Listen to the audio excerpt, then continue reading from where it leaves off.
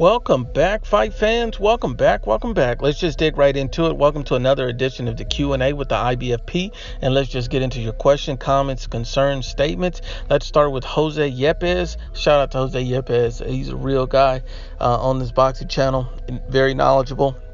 His question is Ryan Garcia the next superstar? I think Ryan Garcia definitely could be the next superstar. I'll give him a couple of years, though. I don't want to rush him too fast. He's still a green prospect, but he's shown a ton of potential. He's very tall. He's about 5'10". He has a lot of power. He's quick. He has to work on his defense. But it's a very long, lanky guy, powerful guy. I think Ryan Garcia can be special. He has a lot of charm, charisma, athleticism. He has a lot of natural abilities, God-given talent. He's working with Canelo Alvarez, his trainer, Eddie Reynoso, and Canelo Alvarez is also taking him under his wing. I can see Ryan Garcia being the next superstar. Ryan Garcia is already, headlining events. Ryan Garcia looks to be a special young fighter on the come up. Stay tuned to Ryan Garcia. I believe great things lie ahead. The next comment comes from He Knows His Sport. It's a little bit odd to see him comment on our page, but let's just dig right into it. He says, "Thank you for still talking about me with DT3, the Boon Man. One of my subs brought this to my attention. It shows that you're still fuming that Mikey Garcia, aka the little engine that couldn't fight.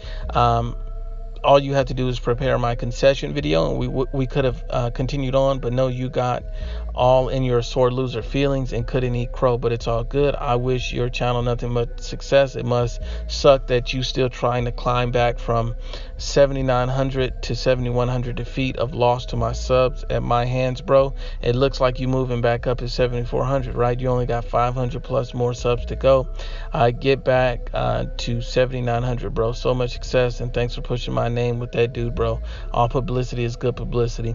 So let's just break down He Knows the Sports comment. It looks like here this is a fanboy that I debated about Mikey Garcia versus Errol Spence Jr. And so we made a wager on the fight. Basically, the wager was if Mikey Garcia would get stopped in 5 rounds, then I would have to make a concession video. Mikey Garcia did not get stopped in 5 rounds. Mikey Garcia went the distance with Errol Spence Jr., the supposed boogeyman of the welterweight division, and in which time He Knows His Sports was supposed to make a video and slap himself. He did not do that. But I am not a sore loser. I will give Errol Spence Jr. all the credit in the world. He dominated Mikey Garcia. He outboxed him for 12 rounds. Mikey Garcia did expose him to some degree because Mikey Garcia stood up to a lot of his shots, but ultimately Errol Spence Jr. dominated and did a great job in the performance. So nothing but credit to Errol Spence Jr. for getting the win, getting the W, but let's not overrate the win because we have to understand that Mikey Garcia is still 2 divisions below Errol Spence Jr., and he should have been stopped at some point in that fight. But let's keep it going. Immortal Fox. The next question comes from Immortal Fox. Immortal Fox states, "What are some less talked about fights you want to see happen? I see people talk about Ryan Garcia, Tank Davis, Teofimo Lopez fighting others in their respective divisions, but I don't see anyone talking about Luis Nery or Tevin Farmer, who I think are really underrated and talented." And I agree. I think the reason why people don't talk about Luis Nery versus Tevin Farmer is because neither one of these guys have a dance partner. See, if you look at Tevin Farmer, you see that Gervonta Tank Davis is avoiding him. Luis Nery needs a huge name, a big name to bring him some attention. These guys need these type of fights to get that attention, to get talked about, to get hot. And I think that, once these guys get those opponents, they'll be right up there with everyone else. Great statement. The next one comes from Eduardo Sanchez. Virgil Ortiz versus Regis Prograis. Who you got? I think at this particular fight, I think both guys are interesting prospects. I think Virgil Ortiz is very, very good, very crafty. He's trained out of the Robert Garcia's boxing academy. I think Regis Prograis, Rougarou, is a very hard, strong puncher. He fought Errol Spence Jr. in the amateurs. He lost Errol Spence Jr., but it was a very tough, rugged fight. Both of these guys are very good prospects at 140 pounds. That would be a great matchup.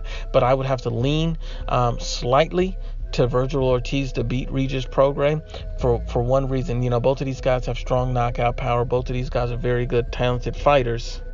But the one thing I've noticed that Virgil Ortiz has been working on a little bit more than Regis Prograis is his defense. I know Regis Prograis has a lot of lapses on defense, hits a little bit too much for my liking, but also Virgil Ortiz does something else. He's been working on angles and footwork, and I think that those are the type of things that will pay off in the long term. So That's just my take on that. The next question comes from Justin Hawkins. The next great superstar is already on the rise in Errol Spence Jr. Boxing racist fans don't want to give him credit where credit is due. Y'all keep talking about little Mikey when his actual most notable win at welterweight was Kell Brook. And you may be right, because Kell Brook is where he got the IBF strap. So, I give Errol Spence Jr. his credit. He beat Mikey Garcia, but don't overrate it, because Mikey Garcia is a smaller fighter coming up 2 weight classes. So we can't overrate it, but we have to give him credit for getting the win in such an impressive fashion. Moving on to Kell Brook.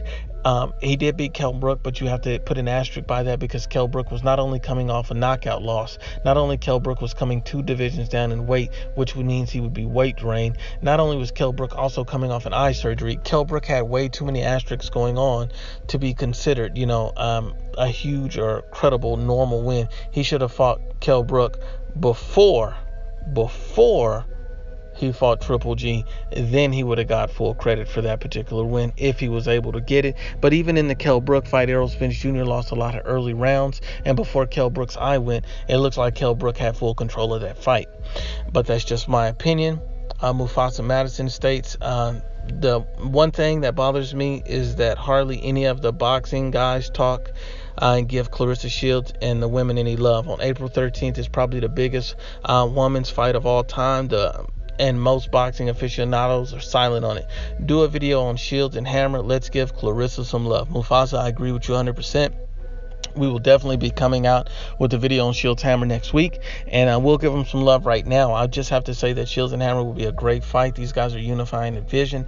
I have to respect both of these young ladies. Both of these young ladies are very talented, and the women's division is popping right now. It's really hot. You have Shields, Hammer. You have Amanda Soriano, you have Katie Taylor, you have Michaela Mayer. The women's division in boxing is very, very impressive right now, so you have to keep going.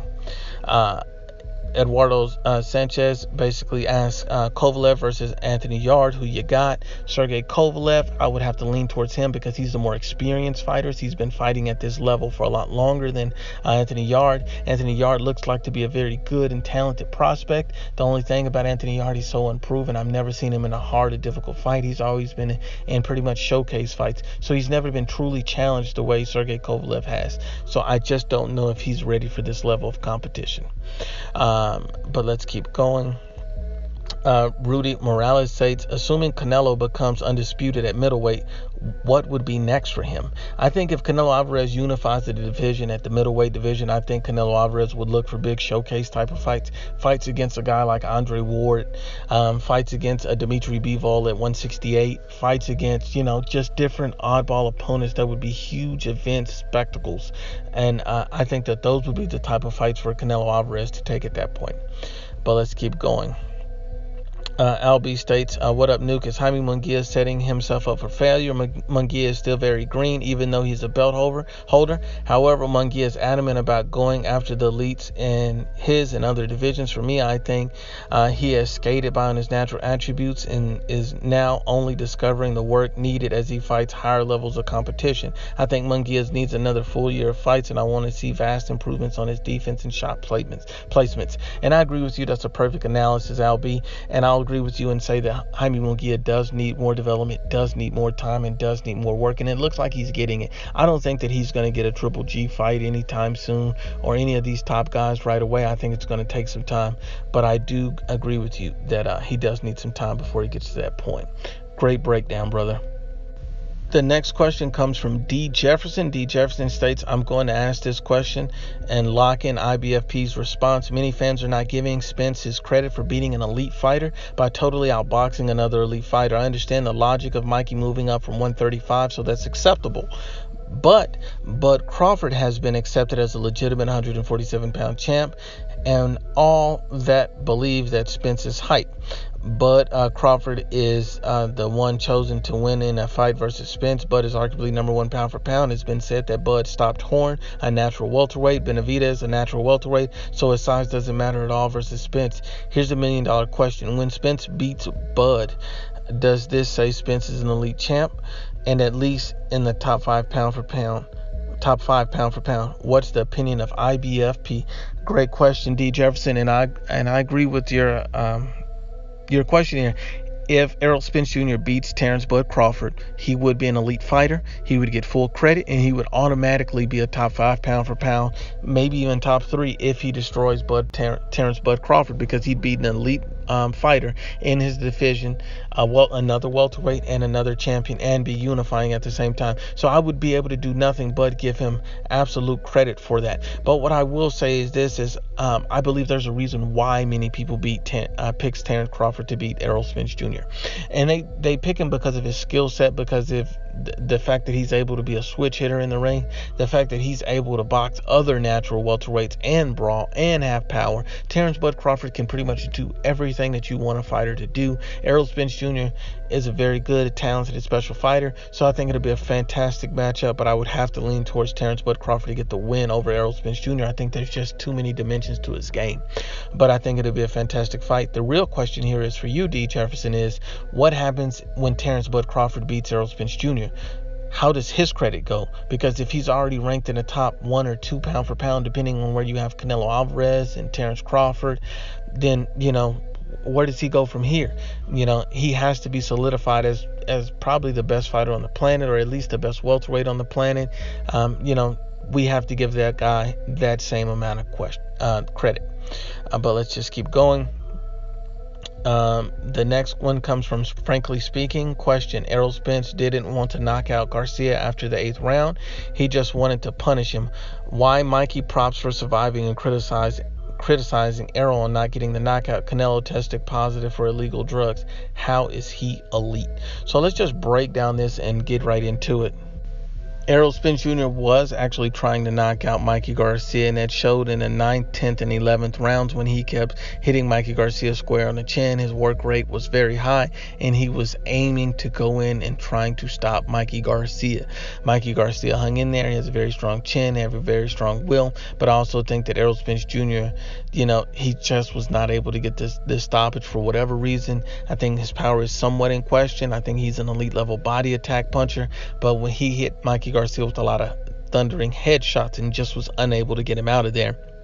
If Errol Spence Jr. really, plan was to stop Mikey Garcia, which it looked like it was, he just was unable to execute it. And that's no criticism towards Errol Spence Jr. It's just the truth of the fact of the matter is he didn't stop him. And that's no hate on Errol Spence Jr., because you have to understand that Errol Spence Jr. is a terrific fighter. He's a world champion. He's very impressive. He's talented. But he just wasn't able to stop a guy who 99.9% of all media and pundits said he would stop Mikey Garcia. When you're the world champion and when a guy calls you out 2 divisions below you, come into the ring, it's not about punishing him. It's about sending a message. And the best way to send a message is to stop him quick and early. And he was just unable to do that. So I think any type of objective response on his performance is fair, and I think the fact that anyone would doubt that would make you come off as a fanboy. But that's just frankly speaking.